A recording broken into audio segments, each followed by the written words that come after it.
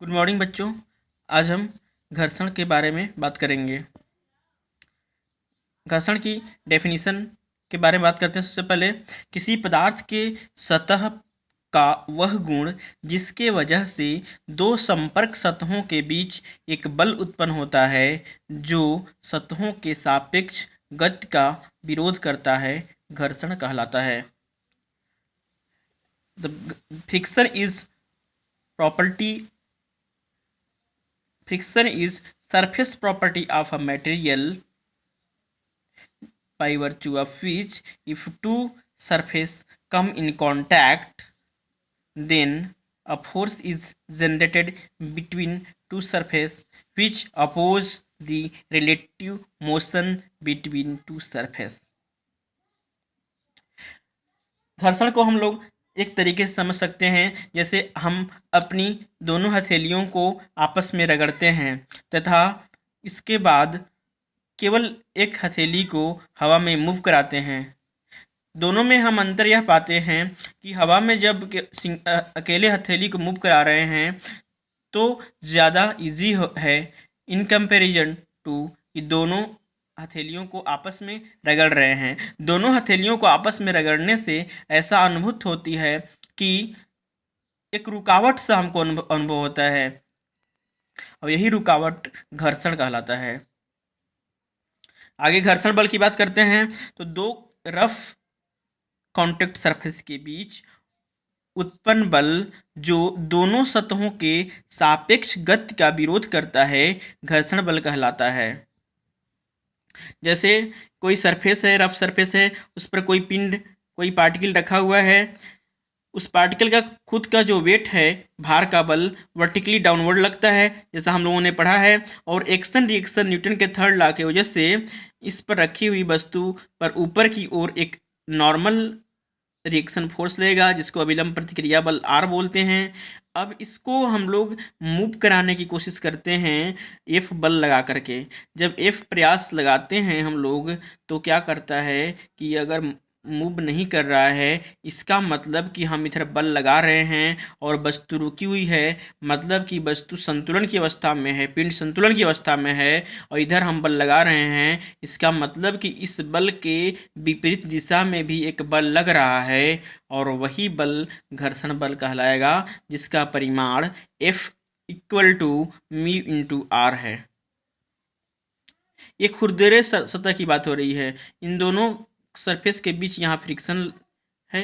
ये मटेरियल की surface property है। ये सरफेस की एरिया पर डिपेंड नहीं करता है, सरफेस का प्रॉपर्टी है। अब चिकने सतह की अगर बात करते हैं तो चिकने सतह पर ऐसा नहीं है। चिकने सतह में अभिलंब प्रतिक्रिया बल तो होता है, आर होता है, लेकिन जो ये क्षैतिज जो घटक है या फिर इसको कह सकते हैं हम लोग टेंजेंशियल जो कंपोनेंट है वह नहीं होता है।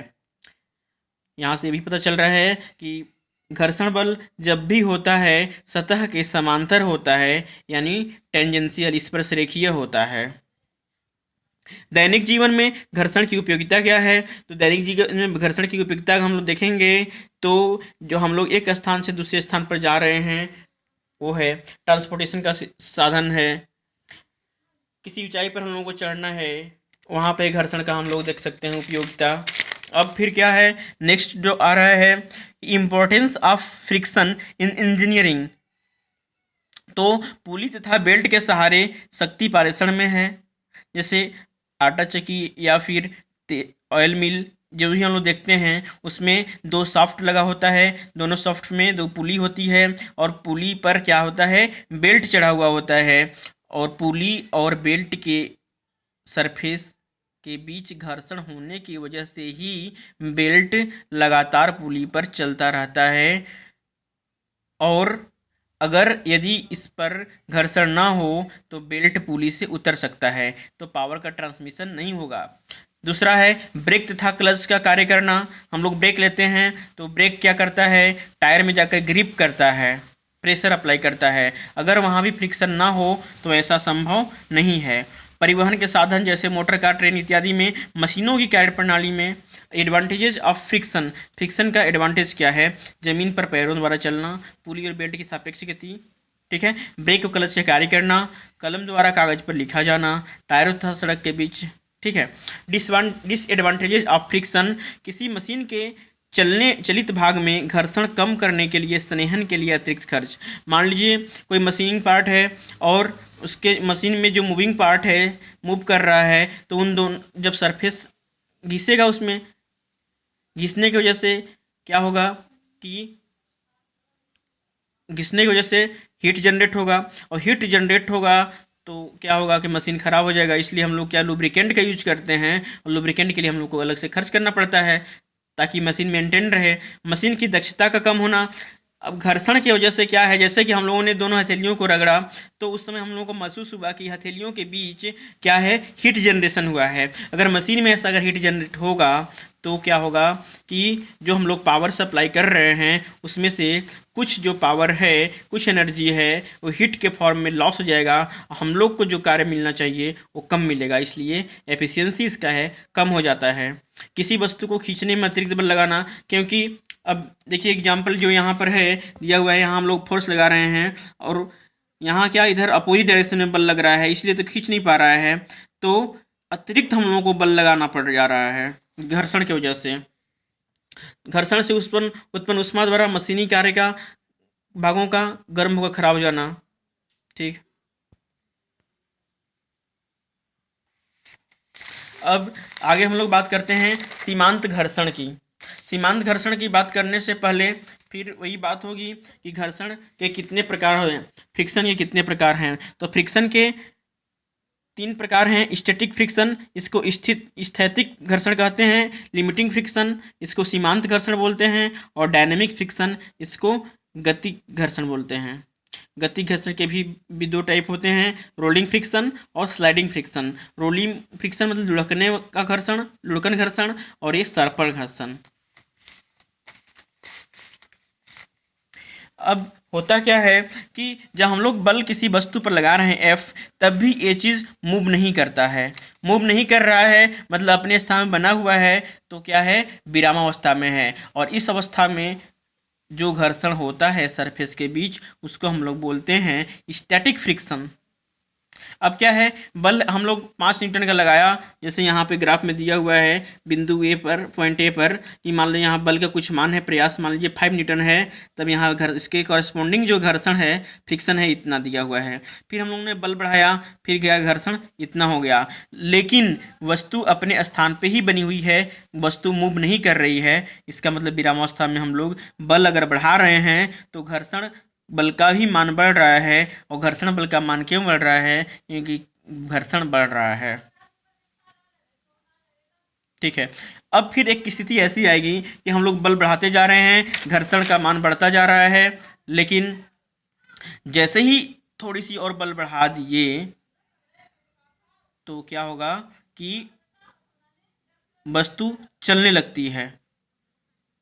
जब वस्तु चलने लगती है तब फिर क्या होता है कि गतिक घर्षण हो जाता है।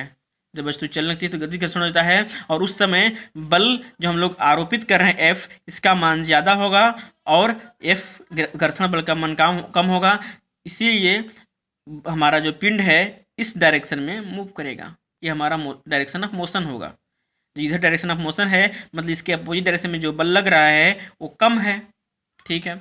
लेकिन इन दोनों स्थितियों के बीच, जैसा कि स्टैटिक फ्रिक्शन और डायनेमिक फ्रिक्शन की बात किए, विरामावस्था में और गति अवस्था में बात किए, इन दोनों के बीच भी एक ऐसा समय आया होगा कि जस्ट गति होने ही वाली होगी। पहले तो वस्तु रुकी, अचानक तो बढ़ाते जा रहे हैं बल, लेकिन एक ऐसा समय होगा कि उस बल के तुरंत बाद ही जो बल बढ़ाए हैं, वस्तु क्या है, पिंड क्या है, मूव करने लगा है। तो उस समय जब वस्तु जस्ट चलने ही वाली थी, उसको बोलते हैं लिमिटिंग फ्रिक्शन। तो स्टार्टिंग से घर्षण बल बढ़ रहा है, ये बल बढ़ा रहे हैं F, तो घर्षण बढ़ रहा है। फिर क्या है, अचानक यहाँ पर मैक्सिमम है, इससे ज़्यादा फिर देखिए घर्षण का मान नहीं बढ़ा है, एक लिमिटिंग फ्रिक्शन है। और फिर अचानक यहाँ क्या घट गया, और घटने के बाद है ये फिर कांस्टेंट हो जाता है। मतलब कि डायनेमिक फ्रिक्शन जो है, गतिक घर्षण है, वह नियत होता है, और स्टैटिक फ्रिक्शन है वह क्या है, इंक्रीजिंग होता है, इंक्रीज मतलब बढ़ता रहता है, लेकिन नियत रूप से, नियत दर से बढ़ता रहता है। ये नियत दर से बढ़ता रहता है। और डायनेमिक क्या नियत होता है, मतलब हम बल बढ़ाते जा रहे हैं लेकिन वह उतना ही रहेगा, फ्रिक्शन उतना ही रहेगा। और यहाँ से ये भी देखने को मिल रहा है कि इसका जो है कि लिमिटिंग फ्रिक्शन से डायनेमिक फ्रिक्शन का वैल्यू थोड़ा सा कम है, जो कि नियत रहेगा फिर। अब यहाँ से हम लोग ये कर रहे हैं कि घर्षण एक सेल्फ एडजस्टमेंट फोर्स है। सेल्फ एडजस्टमेंट फोर्स है, यह केवल उतने ही बल का मान उत्पन्न होता है, करता है, जितना कि पिंड की गति को रोकने के लिए आवश्यक होता है, अर्थात लगाए गए प्रयास को न्यूट्रल करने के लिए पर्याप्त है। लेकिन बल F का मान बढ़ाते रहने पर एक ऐसी स्थिति भी आती है जब पिंड ठीक चलने ही वाला होता है तथा इसी के सापेक्ष एक घर्षण बल भी प्राप्त होता है।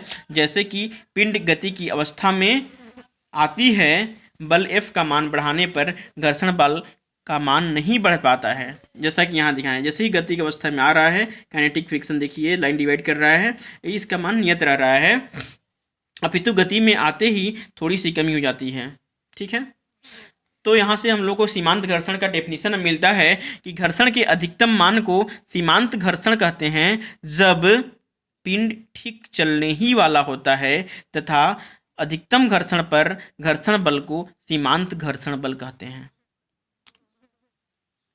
ठीक है।